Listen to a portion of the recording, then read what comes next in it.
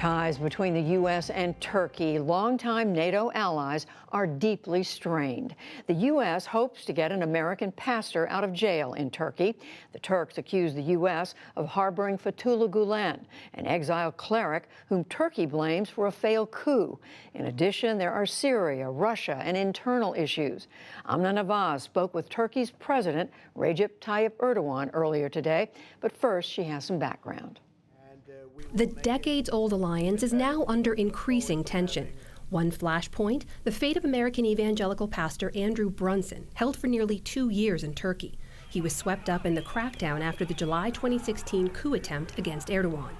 Vice President Pence had this ultimatum for Erdogan in late July. I have a message on behalf of the President of the United States of America.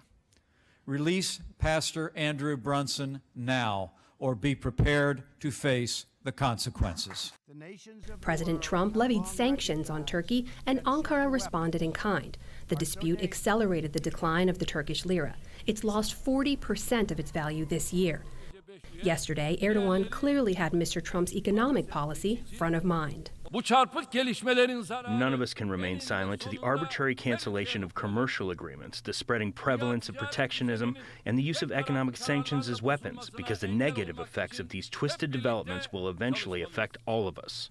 Erdogan became prime minister in 2003. Then in 2014 and again this year, he was elected president, a position he's converted into Turkey's preeminent power center. One major challenge to his government, the grinding war in Syria that has forced more than 3 million refugees across Turkey's southern border. Tens of thousands more were sure to follow if Syria's Assad regime, backed by Russia, made an all-out assault on Idlib province in northwest Syria. It's the last major stronghold of Islamist and rebel fighters. But Erdogan struck a deal last week with Russian President Vladimir Putin to forestall that attack.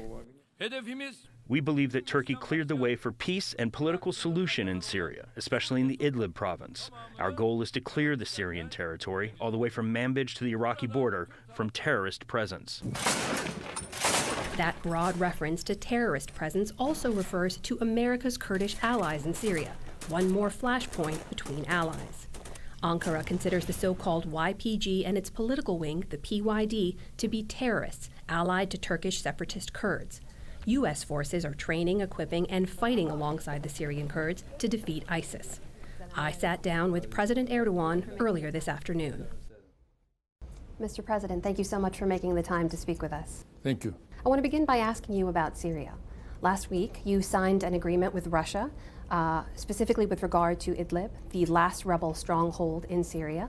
And as part of that agreement, you pledged that all radical terrorist groups would be removed from Idlib by October 15th. I wanted to ask you how you begin to figure out who is a radical terrorist. Bu konuda emniyeti Rusya.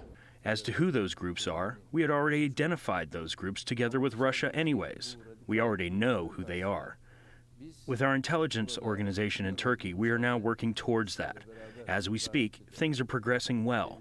It is about removing heavy weapons from that region. As we do that, the people of Idlib living in Idlib will again have peace. There was a time you advocated for regime change in Syria. And it's fair to say that you've had a bit of a policy shift when it comes to Syria. Last week, you signed this agreement with Russia. Yesterday, in your speech at the United Nations, you hailed the alliance with Russia in working towards efforts in Syria. Russia is the chief backer of Bashar al-Assad. So is it fair to assume that you believe Bashar al-Assad has won the war in Syria? Şu anda tabii biz eğer Rusya'ya böyle bir If we were to create such a suspicion against Russia, that would be a wrong thing to do. The Assad regime has never been an interlocutor for us because as Turkey, we don't recognize Assad. As Turkey, our interlocutor is the people of Syria, and they are our brothers and sisters. We have to come up with a result as soon as possible. We are now working on two things. First is preparation of the Constitution, and second is a political process and opening up the political process to the people of Syria, because the people of Syria expect the political process to become functional as soon as possible, and for that process to be functional, a constitution is needed. I'd like to ask you about the relationship between America and Turkey. This morning you published a very strongly worded op-ed calling for a larger reform to take place at the United Nations. But in that piece, you named only the U.S. You said that this administration have undermined the world order. Do you still consider the U.S. to be an ally for Turkey? Amerika ile NATO'da stratejik ortağız. We are strategic partners with the U.S. within NATO. For any country that is our strategic partner, it wouldn't be suitable to talk about possible sanctions against one's strategic partner. And so far, Turkey has always fulfilled its duties of being the strategic partner, and we will continue to do so. We are together with them under NATO, we act with them under NATO, and Turkey has always been the country that has defended the outposts of NATO. And interestingly, imagine you intervening in Raqqa, and while doing that, imagine you don't work with your strategic partner, but with a terrorist organization instead. Who are those terrorist organizations? The PYD and YPG, who happen to be the extensions of the PKK terrorist organizations.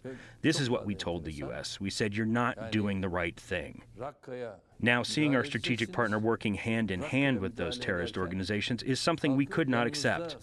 We had a hard time accepting. And now, as far as the U.S. is concerned, do you know how much weapons the U.S. sent to the north of Syria? Bunlarla el ele olması. More than 18,000 big truckloads of ammunition and weapons were sent. Who will those weapons be used against? Because those are places which are closest to our border. And there was this terrorist corridor there, and we took it apart. Now think of our strategic partner engaging in such acts. That is sad for us to see. It's wrong. I'd like to move on to another issue that's come up between the U.S. and Turkey, and that is the issue of Pastor Brunson, Andrew Brunson, who's been detained in Turkey since 2016 now. The U.S. has asked that he be released. He's been charged with terrorism and espionage. But recently, Pastor Brunson was moved to house arrest. There was a new prosecutor appointed in the case as well, and he has a hearing coming up in October. The U.S. has signaled they'd like him released by then. Would you intervene to release Pastor Brunson, an American citizen, back to the U.S.? Şimdi uluslararası hukukta siyasi baskı ile Now, in international law, using political pressure to free those people who are convicted or detained, would that be possible under international law? As a journalist, have you ever seen this? You could have that only in totalitarian or authoritarian regimes. You would not have it in a country like Turkey, where there is the rule of law. Şu anda Amerika'da Now, as we speak, there is Fethullah Gulen in the U.S., and he has been in this country since 1999, and he was head of an organization which attempted a coup in our country. 251 of our citizens became martyrs, and 2,193 of our people were injured, and he lives in Pennsylvania on 400 acres. Now, we asked for him. We asked for extradition, and we signed all the necessary documents and paperwork. They could have deported him with an administrative decision, but unfortunately, the U.S. did not extradite him. Are you saying that if the U.S. agrees to extradite Gulen back to Turkey, that you would then release the Americans who are in custody in Turkey right now? Şimdi bakın ne dedim, bir mütekabiliyetten bahsetmiyorum. Now, I told you I am not talking about any reciprocity. I'm talking about law, rather. Fethullah Gulen is not part of a judicial process right now. It's just that he's living like a sultan on 400 acres. Brunson, though, is an entirely different situation. He is being tried in court as we speak, and we sent all necessary documents about Fethullah Gulen to the necessary authorities. Amnesty International estimates Pastor Brunson is one of 15 to 20 American citizens currently in Turkish custody. Is that correct? Yani o sayıyı The number bulmaz. cannot be that high. Do you know how many American citizens are currently in Turkish custody? Şu anda zannediyorum yani 6-7 tane. Currently, as far as I know, 6 or 7 Americans either are in custody or are detained. You yourself have come under heavy criticism from some human rights groups, particularly after, as you mentioned, that failed coup attempt in 2016. I have to put these numbers to you because they're striking. It's estimated 100,000 people were dismissed from public sector jobs, more than 50,000 arrested and imprisoned. Your critics have called it a purge of your political opposition. Are you purging your political opposition? Şimdi böyle bir şeyi kabullenmek bir defa mümkün değil. Now, one cannot accept such information, of course, because you talk based on information you get from different press and media. Currently, there are people behind bars, it's true. Numerically, yes, there are high numbers of people behind bars. There are 32,000 detained people who have been arrested. It's not hundreds of thousands. Those trials must, and I hope, will be completed by the end of this year. Setting aside your political opposition, specifically when it comes to journalists in Turkey, Turkey's been called the biggest jailer of journalists. Back in December, you held 73 journalists Kaç tane- in your How many? prison. Can you give me the figure? In December, the figure was 73 journalists who were held in prisons, which was more than any other country. That was according to the Committee to Protect Journalists. Bu söylediğiniz şeyler hepsi yanlış. All of these things you have said are wrong, and the sources are not right. Those are lies. The number of people who are behind bars and who are journalists, real journalists, maybe 20 or 30. Some of these people have committed terrorism crimes, but they have badges of journalists. We're not talking about actual and genuine journalists here. President Recep Tayyip Erdogan, thank you very much for your time Thank for you. speaking with us. Thank you.